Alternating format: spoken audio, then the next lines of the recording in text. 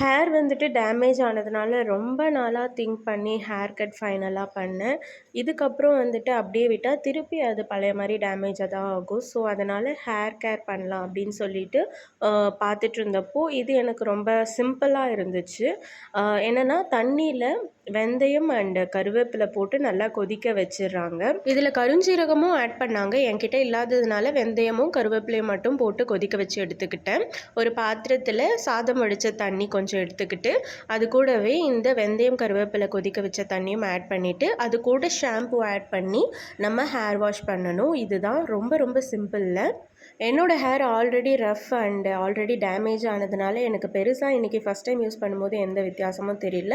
அதனால் இதையே வந்துட்டு ஒரு 3-4 டைம்ஸ் ட்ரை பண்ணலாம் அப்படின்ட்டு முடிவு பண்ணியிருக்கேன். இன்றைக்கி ஹேர் வாஷ் எடுத்துக்கிட்டேன். இதோட வந்துட்டு மண்டே திரும்பவும் இதே ட்ரை பண்ணலாம் அப்படின்ட்டு சொல்லிட்டு இருக்கேன். ஸோ அன்றைக்கி என்னோடய ஹேர் எப்படி இருக்குன்ட்டு நான் உங்களுக்கு ரிவ்யூ கொடுக்குறேன். பாய்.